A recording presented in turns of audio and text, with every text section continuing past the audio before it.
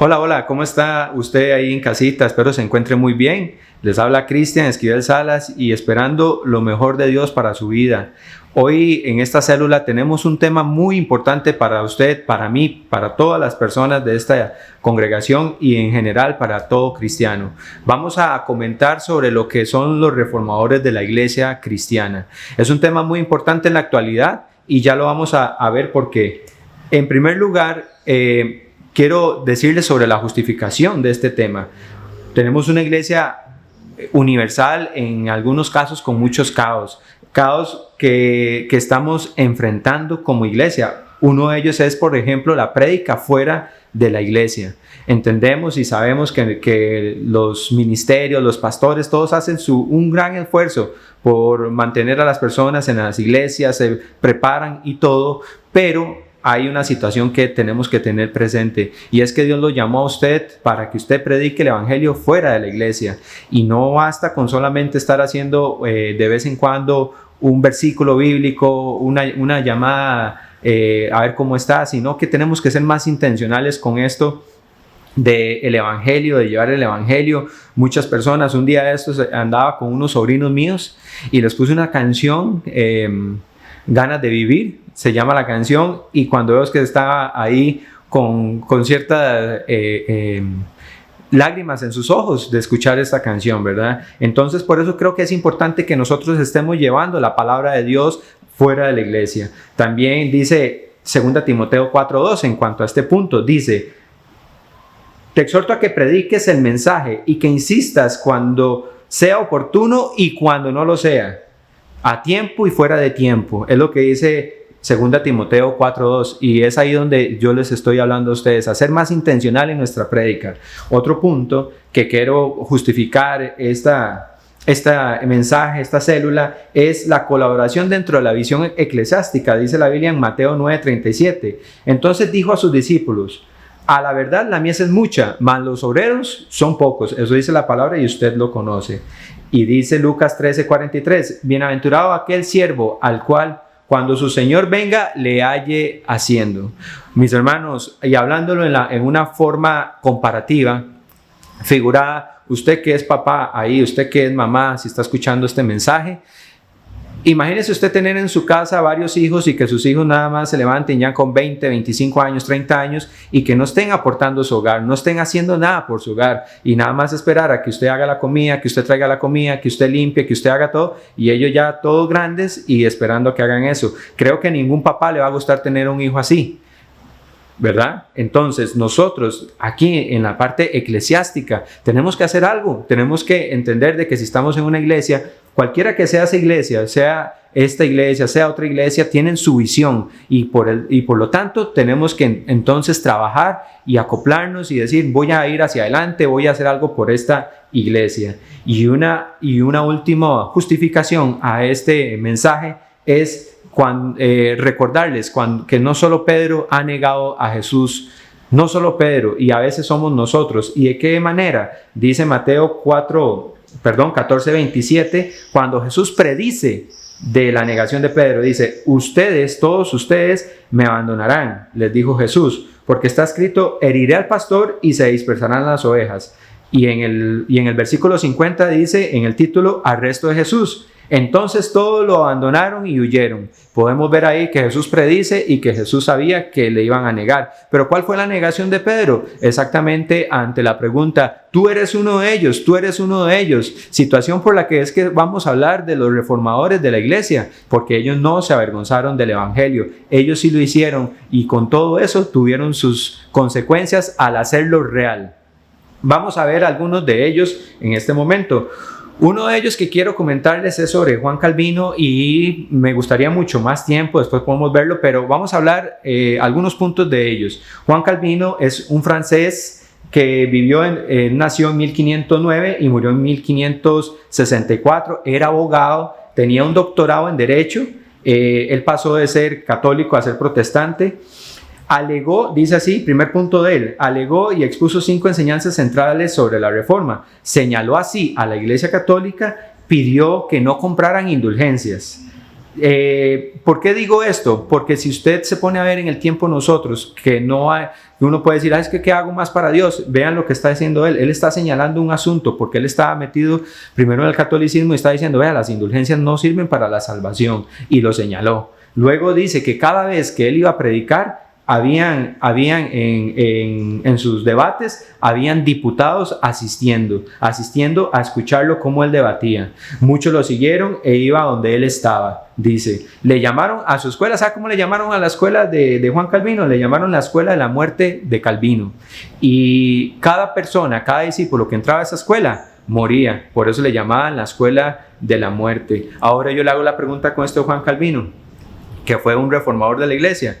¿Estaría usted en esa iglesia o le diría usted a su hermano muy radical, muy espiritual, las cosas no, pero no así, no tan fuerte, ¿verdad? Entonces ahí es donde tenemos que entender del porqué de este tema y su importancia, porque ellos fueron y a ellos se les reconoce como los reformadores de la iglesia.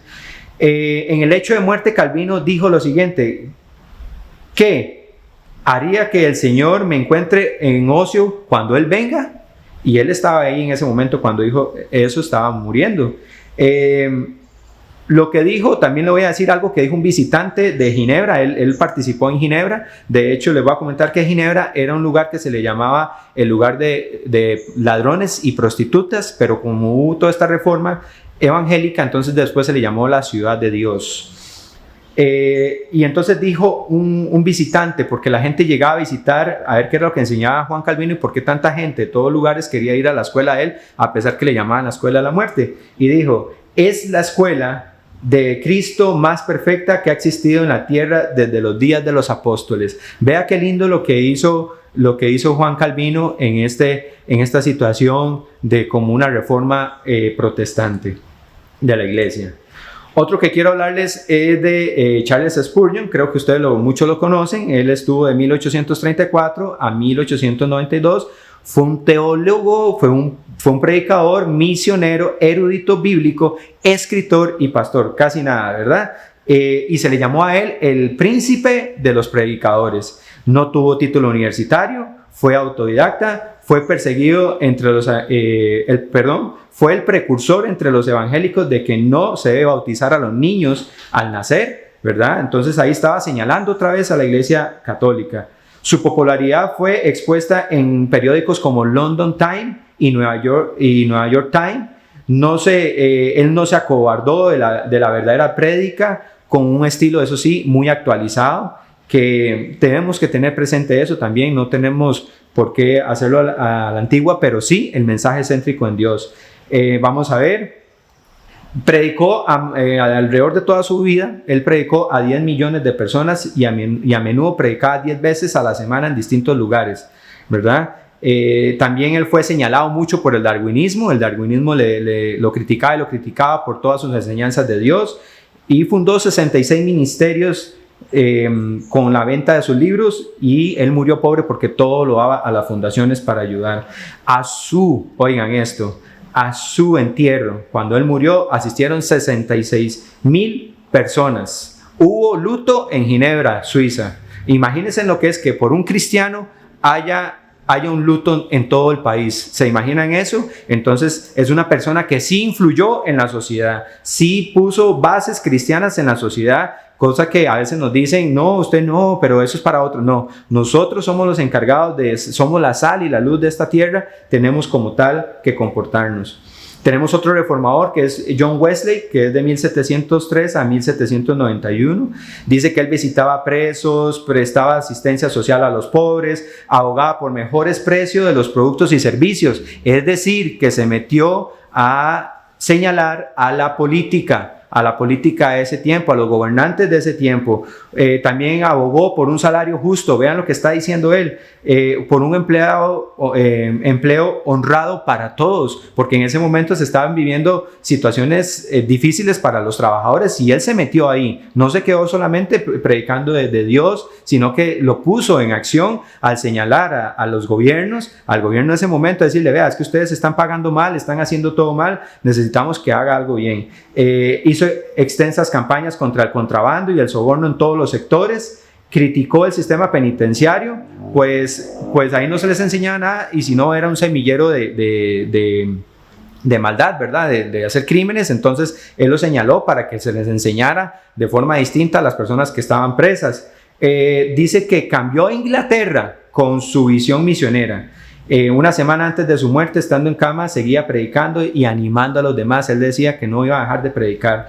Y me gustan unas frases que encontré de él, de John Wesley, que dice así: denme 100 predicadores que no teman más que al pecado y deseen nada más que a Dios. Y no me importa si son clérigos o sin profesión, solo ellos sacudirán las puertas del infierno y establecerán el reino de los cielos en la tierra. Y una más que dice: mi terreno es la Biblia, soy un fanático, por si le dicen a usted fanático, él lo era y es un reformador de la iglesia, soy un fanático de la Biblia, la sigo en todas las cosas, ya sean grandes o pequeñas. Vea qué lindo lo que está diciendo en la historia de este hombre. Otro era Juan Hus, que era teólogo, filósofo, docente de artes y rector universitario. Venía de una familia pobre.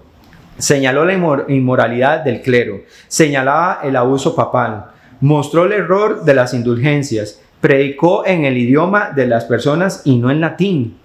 Porque él decía, si los israelitas escucharon a Dios en su idioma, ¿por qué no podemos escucharlo nosotros en nuestro idioma? ¿Verdad? Entonces él decía, no, hay que reformar esto de la Biblia solamente en un idioma. ¿Qué le pasó a él por hacer estas cosas? De ahí lo encarcelaron, lo desnudaron y lo quemaron por hereje. Imagínense. Uno más que vamos a comentar es sobre Girolamo Savonarola, que ese fue de 1452 a 1498. Encontró insoportable el paganismo y el humanismo que corrompía los modales de la política, el arte y la religión. Y aquí me quiero detener porque sabemos que hoy en día en el arte, en la política y en todo, hay muchas ideologías y fuentes que nos están influyendo aún a los cristianos. Y yo le hablo con todo el temor, pero yo también estuve en algún momento en artes y sé lo que se mueve ahí. Y yo le pedí a Dios mucho porque es difícil. Y si usted está queriendo entrar en artes, tiene que estar muy bien agarrado de Dios para que las ideologías no le vayan a perjudicar en su vida y su relación con Cristo. Él hizo críticas morales a los políticos, dice. Fue excomulgado por la prédica profética del Apocalipsis. Y vamos a ver qué más. Impulsó a los jóvenes a destruir máscaras de carnavales y cartas de juegos de azar. Entonces, ¿qué pasó con todo esto? Que corrió la misma suerte que el compañero anteriormente mencionado, que fue que lo mataron y lo criticaron por radical y al mismo tiempo por carismático.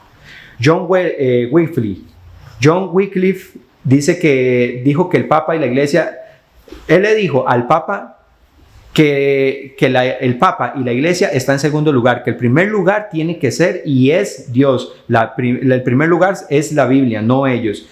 Consecuencia, lo arrestaron. Y él decía que somos justificados por fe y no por obras. No teníamos que hacer cosas para salvarnos, sino que éramos justificados por obras. También él se puso a traducir y ayudar con la traducción de la Biblia, ¿verdad? Él era uno de ellos, y también a él lo criticaron por hereje. Cosas que hoy tenemos una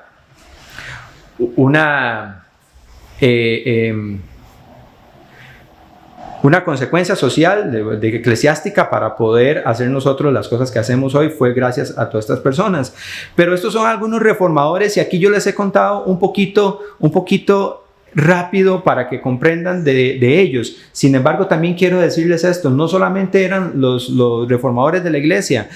Yo en este momento quiero hablarles de varias personas también que han hecho cosas por Cristo, que han marcado la historia, pero a través de la Biblia. Ustedes no sé si sabían que George Washington dijo: es imposible gobernar rectamente el mundo sin Dios y la Biblia. Y todos aquí, la mayoría de usted que está escuchando, sabe quién es George Washington, lo conoce, ¿verdad? Pero se le menciona otro nombre, algún otro presidente, y quizás no. ¿Ok? También tenemos a Abraham Lincoln. Vean esto, papá y mamá ahí en casita. Vean esto, a Abraham Lincoln dice que la mamá antes de irse a la escuela lo obligaba a aprenderse un versículo bíblico y eso lo tenía que hacer. Hoy yo le doy gracias a Dios, a mis papás, que de pequeño me llevaron a la iglesia, me aparté durante algún tiempo, pero vea que la semilla ahí quedó y yo le doy gracias y me acuerdo cada vez que me traían, cada vez que me obligaban y le doy gracias a Dios por eso, porque entonces ahí quedó la semilla, ¿verdad? Abraham Lincoln era abogado y cuando él tenía que abogar por algo, él le decía a las personas, dice, usted es cristiana, imagínense en esto, en este contexto actual, usted es cristiano, entonces usted no puede mentir, diga la verdad. Y entonces cuenta la historia que habían personas que cuando Abraham Lincoln, antes de ser presidente, los confrontaba así, entonces esas personas se ponían a llorar y tenían que confesar la verdad. Y bueno, y él también gobierna con Dios y la Biblia. En la actualidad nosotros también tenemos muchos derechos cristianos. No sé si ustedes saben que la ley fundamental de la educación dice en el capítulo 1, en el artículo 3, dice de esta manera, en el punto B, el desarrollo intelectual de los hombres y sus valores estéticos y religiosos son un cumplimiento y un fin de la educación. Imagínense lo que está diciendo. ¿Lo sabía usted? ¿Lo sabía? También en el programa español, en la introducción dice, el cambio de programa en el marco de la ética, estética y ciudadanía. ¿Para qué educamos? De acuerdo en la política educativa nacional, la educación debe buscar la formación del estudiante para que esté consciente de las implicaciones éticas del desarrollo, sea una persona con rica vida espiritual. Y esa rica vida espiritual se la da Dios. Ahora, ya para terminar, quiero hacerle algunas preguntas a usted que está ahí. ¿Qué he hecho yo por persuadir, por implantar, cuando una persona viene con una ideología distinta a lo que dice la Biblia?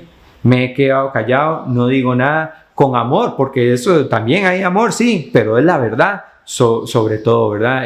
Un amor y justicia, porque Dios es amor, pero también es justicia. Le está diciendo usted a las personas cuando dicen algún comentario delante suyo o se queda callado, no dice la palabra de Dios, defiende la sana doctrina. Eso es lo que dice la palabra de Dios. ¿Qué le digo a mis familiares? A nosotros nos toca ser esa sal en medio de nuestra familia, de un esposo, una esposa, de los hijos. Cada uno tenemos que ver eso.